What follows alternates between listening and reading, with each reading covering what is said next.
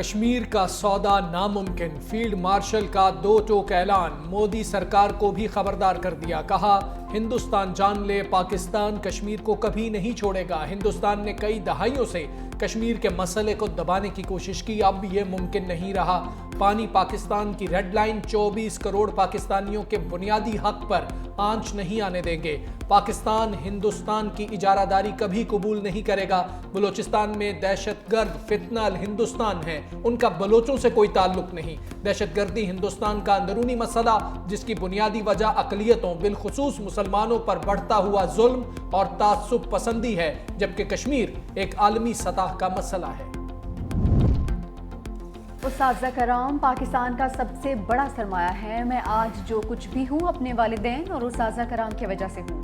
Field marshal Asim Munir کی مختلف جامعات کے وائس چانسلرز، پرنسپلز اور سینئر اساتذہ سے بات چیت۔ کہا کہ مارکہ حق ثبوت ہے، جب پوری قوم ایک آہنی دیوار بن جائے تو دنیا کی کوئی طاقت اسے گرا نہیں سکتی۔ پاکستان کی اگلی نسلوں کی کردار سازی اساتذہ کرام کی ذمہ داری ہے۔ جو کوئی بھی ریاست کو کمزور بنانے کا بیانیہ بنانے کی کوشش کرے، اس کی نفی کریں۔ پاکستان کو ایسی مضبوط ریاست بنانا ہے جس میں تمام ادارے قانون کے مطابق آئین کے تحت بغیر کسی سیاسی دباؤ، مالی اور ذاتی فائدے کے عوام کی فلاح و بہبود کے لیے کام کریں۔ مارکہ حق میں تاریخی فتح کے بعد دوست ممالک کو اعتماد میں لینے کا مشن، وزیر اعظم شہباز شریف ترکیے اور آذربائیجان کے بعد تاجکستان پہنچ گئے۔ تاجک وزیر اعظم نے استقبال کیا۔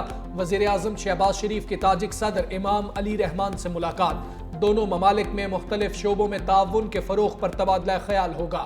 وزیر اعظم گلیشیئرز کے تحفظ سے متعلق عالمی کانفرنس میں بھی شرکت کریں گے۔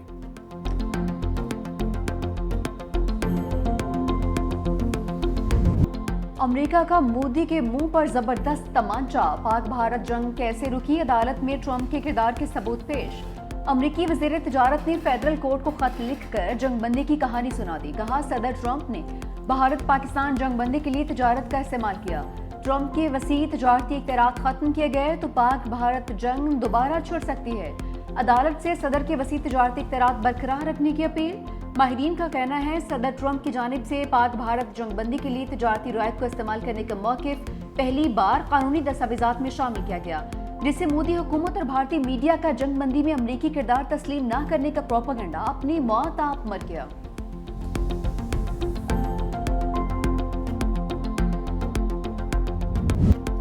شٹ اپ مودی، امریکہ نے جارحیت اور اشتعال انگیزی پر اترے بھارت کو ایک بار پھر لگام ڈال دی۔ اشتعال انگیز بیان بازی بند کر کے علاقائی امن و استحکام برقرار رکھنے کا کہہ دیا۔ بھارت کے سیکرٹری خارجہ وکرم مسری کی امریکہ کے نائب وزیر خارجہ کرسٹوفر سے واشنگٹن میں ملاقات۔ ترجمان امریکی محکمہ خارجہ ٹیمی بروس کے مطابق بھارت پر واضح کیا کسی بھی قسم کی جارحیت سے گریز کرے۔ دوسری جانب گودی میڈیا نے ہزیمت چھپانے کے لیے امریکی صدر کی کردار کشی شروع کر دی۔ مودی کے حمایتی ارنب گوسوامی جیسے بھارتی اینکرز نے امریکی صدر کو دہشت گردوں کا سرپرست اور جھوٹا قرار دے دیا۔ پاکستان بھارت سے کن شرائط پر سیز فائر کے لیے راضی ہوا، امریکہ میں پاکستانی سفیر نے سب بتا دیا۔ رضوان سعید شیخ نے کہا جنگ بندی شرائط میں کشمیر، دہشت گردی اور سنتاس معاہدے سمیت تمام تصفیہ طلب امور پر بات چیت پر آمادگی شامل تھی۔ توقع ہے امریکہ اپنا کردار ادا کرتا رہے گا۔ بھارت کے جارحانہ بیانات سے جنگ بندی برقرار رہنے پر سوالات اٹھ رہے ہیں۔ کشمیر بارے اقوام متحدہ کے قراردادوں پر عمل کی راہ میں بھارت سب سے بڑی رکاوٹ ہے۔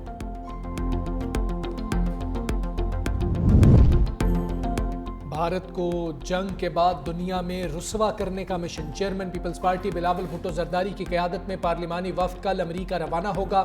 وفد 2 جون تک نیو یارک میں موجود ہوگا، 3 جون کو واشنگٹن میں ملاقات کرے گا۔ وفد عالمی فورمز پر پاکستان کا موقف بھرپور انداز میں پیش کرے گا۔ بھارتی جارحیت، مسئلہ کشمیر اور اقتصادی ترقی ایجنڈے میں شامل۔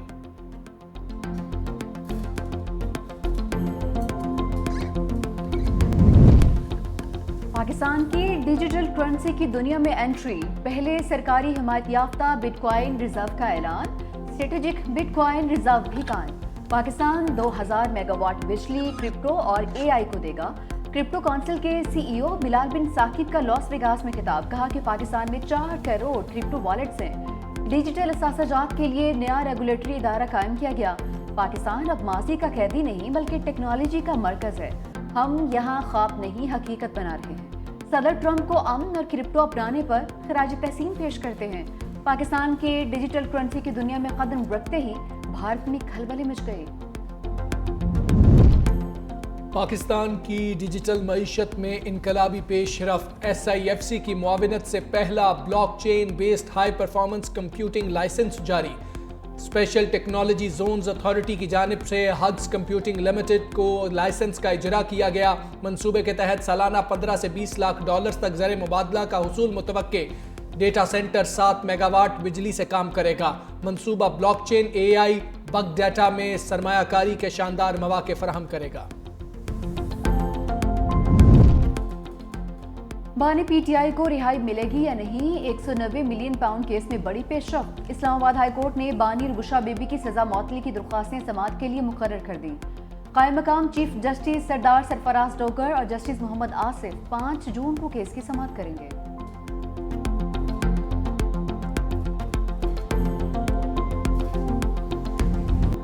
بانی کی رہائی کے لیے کچھ لو کچھ دو. علیمہ خان کے بیان پر تحریک انصاف کنفیوژن کا شکار. پارٹی کے 2 بڑوں نے تردید کر دی. سینیٹر علی ظفر اڈیالہ کے مکین سے ملے, میڈیا سے گفتگو میں بولے. سابق وزیر اعظم نے واضح کیا ہے کہ اسٹیبلشمنٹ سے بات چیت کے دروازے کھلے ہیں لیکن کچھ لو کچھ دو نہیں ہوگا.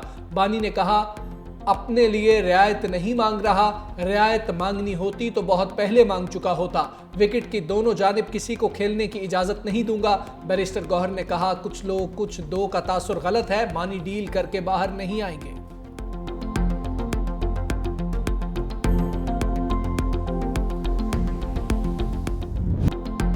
ایک جماعت کے امیدواروں کو آزاد کیسے ڈکلیئر کر دیا گیا؟ کیا امیدواروں کا اپنی مرضی سے فیصلہ کرنا جمہوریت نہیں؟ مخصوص سیٹیں نظر ثانی کیس میں جسٹس جمال خان مندوخیل کی ریمارکس.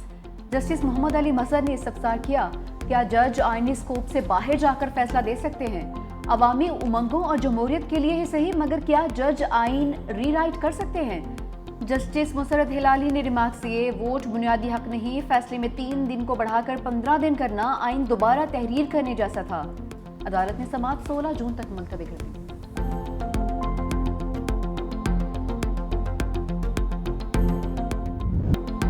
الیکشن کمیشن کے غلط فیصلوں سے تذبذب کی صورتحال پیدا ہوئی. جج صاحبان نے کہا الیکشن کمیشن اپنی ذمہ داریاں نبھانے میں ناکام رہا. رہنما تحریک انصاف سلمان اکرم راجہ بولے یہ PTI کا نہیں ملک کی جمہوریت کا مقدمہ ہے, امید ہے عدالت انصاف دے گی.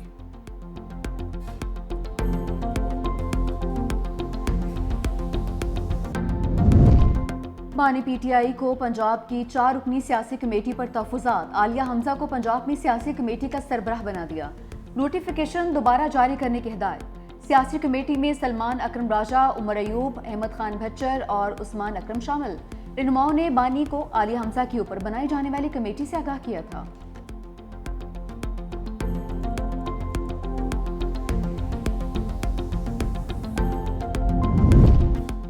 ججز ٹرانسفر کیس اپنی نوعیت کا پہلا مقدمہ ہے. یہ فرسٹ امپریشن کا کیس ہے, ہمیں مستقبل کے لیے کیس کا فیصلہ کرنا ہے. سپریم کورٹ میں ججز ٹرانسفر کیس کی سماعت کے دوران جسٹس محمد علی مظہر کے ریمارکس. کہا عدالت کے سامنے آئینی اور قانونی نقطے کی تشریح کا معاملہ ہے.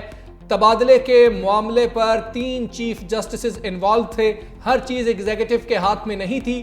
تبادلے پر جج سے رضامندی بھی لی جاتی ہے. جسٹس نعیم اختر نے کہا ججز ٹرانسفر کا عمل وزارت قانون نے شروع کیا. کیس کی سماعت 16 جون تک ملتوی. بجٹ 10 جون کو ہی پیش ہوگا. سیکرٹری خزانہ نے رد و بدل کی خبروں کی تردید کر دی. کہا پاکستان اور IMF کے درمیان ورچوئل مذاکرات آج پھر ہوں گے. تنخواہ دار طبقے اور صنعتی شعبے کو ریلیف دینے پر بات چیت ہوگی.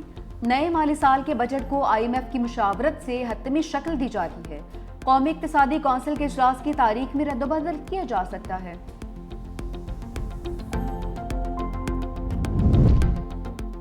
जमहूरियत के तसलसल और इदारों के इस्तेहकाम के लिए सियासी मुकालमे का फ़रोग़ वक्त की अहम ज़रूरत है। सदर जरदारी की पंजाब के मुख्तलिफ वफूद से मुलाकात में गुफ्तगू। सदर ममलिकत ने कहा, अवामी मसाइल के देर पा हल के लिए तमाम तबकात के साथ मुशावरत और ताउन के साथ आगे बढ़ना होगा। वफाक और सूबों में ताउन और सियासी यकजहती मुल्क की सलामती की ज़मानत है। इसके लिए हर सतह पर मुस्बत किरदार अदा करना होगा।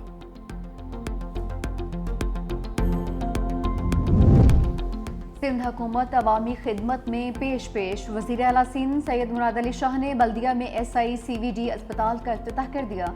तकरीब से खिताब में कहा, सिंध हुकूमत अवाम को सेहत की बेहतरीन सहूलियात की फराहमी के लिए कोशां। अमराज़ क़ल्ब के 2 इदारों और ज़ेर इंतज़ाम अस्पतालों के लिए 25 अरब मुख्तस कर दिए। हम बातों पर नहीं, काम करने पर यकीन रखते हैं। सिंध का आने वाला बजट मुश्किल होगा।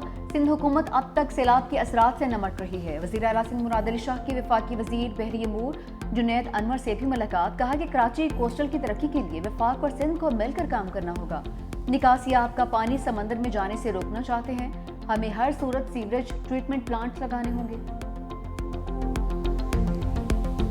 10 मई के बाद अब बैरून मुल्क ग्रीन पासपोर्ट की तारीफ की जाती है। अब पाकिस्तानी पासपोर्ट के साथ पूरी दुनिया घूमने का मजा आएगा।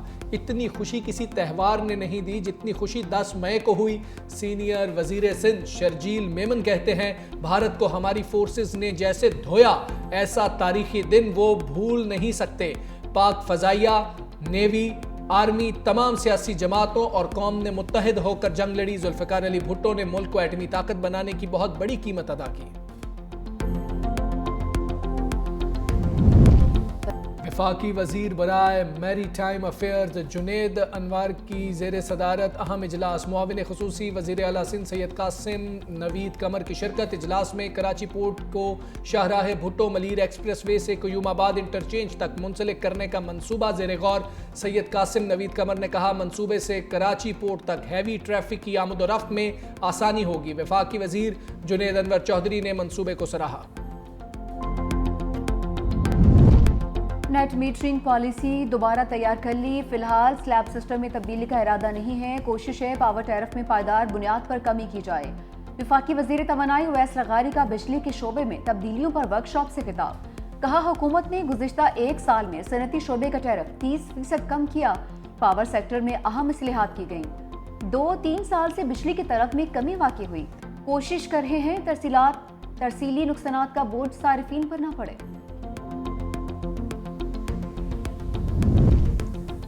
मोदी हुकूमत राफेल तैयारों का मुआयना कराने से भाग गई। नाम नेहाद सिक्योरिटी का बहाना बनाकर फ्रांस की दरखास्त मुस्तरद। फ्रांसीसी कंपनी डिसॉल्ट और भारतीय हुकूमत में राफेल की कारकर्दगी पर इख्तलाफात शदीद हो गए। बैनुल अक़वामी मीडिया के मुताबिक फ्रांसीसी टीम राफेल की कारकर्दगी का जायजा लेने के लिए तैयारों का मुआयना करना चाहती थी। भारतीय हुकाम ने इल्ज़ाम आयद किया, डिसॉल्ट एविएशन ने राफेल के अहम मिशन सिस्टम्स और एवियोनिक्स के सोर्स कोड तक रसाई देने से इनकार किया। दूसरी जानिब इंडोनेशिया ने भी राफेल बनाने वाली कंपनी डिसॉल्ट के साथ मुआहदे पर नजरसानी शुरू कर दी। ईद उल अज़हा करीब आते ही मवेशी मंडियों में गहमा गहमी। कराची की नॉर्दर्न बाईपास मवेशी मंडी में सिब्बी नस्ल के 30 और 27 मन वजनी बैलों की धूम। हाफिजाबाद में भारी भरकम जानवरों ने मवेशी मंडी की रौनकें दोबाला कर दी। मंडी में लाए गए 7 फीट कद वाले ऑस्ट्रेलियन बैल शहरियों की तवज्जो का मरकज।